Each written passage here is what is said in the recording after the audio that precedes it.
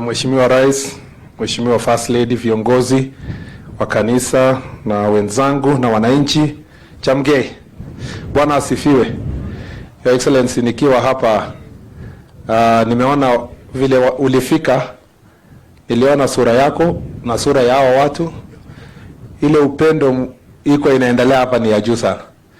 Na I'm just imagining when these people look at you the way ulianza kuomba kura 1997 na umerudi kama rais, I see they are so happy. So sisi hata tusijiingize maneno mingi sana kwa sababu hawa majabichwe mostagnye. Your Excellency, kwa huyo wa mabitok ama jalejin gongoyak amugi ko no gasit nebo barabara ak transport. Aga jaleji kongo viongozi tukul chebo Uasin Gishu amugi geto be mun tukul aga panga barabara oshek. Ama jalejin gongo Your Excellency amu your guidance kiwa gasini kingen gele giginyoru choget nebo serikali nebo Kenya komi ngweny ngalekab chepkondok akomi barak ngalekab deni. Kongo magasit negiyae mwaka moja awai sai kitinye nafasi kemwa kele mite matumaini kenyini kewegu contractors chechang kopwa kazi kowek barabara. Amaja alleging Your Excellency with your guidance that you did this week in barabara ni ngomwa nebo Soi Serekea ogoi Tarbo Junction ogoi Sinangili ziwa machine ziwa Sirikwa ogoi Kerotet na hiyo kona inapiga sikuwa ogoi Moist Bridge.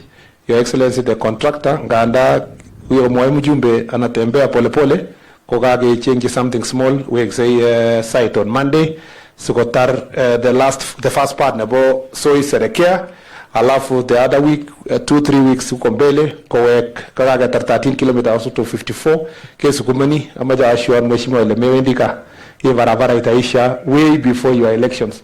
The president himself, when he was a deputy president, he knows them offhand. Na yeye ndio anatuguide sisi wote hata mimi kama waziri kwa hii mabarabara zote. Kwa hiyo yaga kwa sombo isha Your Excellency, the other approach chawa kumwa gele toretech ko kiae cha ugure design kigangalala mheshimiwa nebo koroni akwa jumbe nyebe koroni kele chige mache design barabara chuna electoral siyo after a year or so kage tar barabara chumiorit keto the new ones. Lakini omunye gimwa presidential order agagere bijole kama ita I have no choice to sorry kasi nyo wala sama chengo oret wala ito kasi niengyu so kitora dibichu ko yo kasamto kishiri le mambo imeenda mbele. Na kushukuru Your Excellency, mimi nimekaa na hao viongozi and I want to thank all of them because we sit together from governor mpaka mjumbe, and watu wa Uasin Gishu are very patient.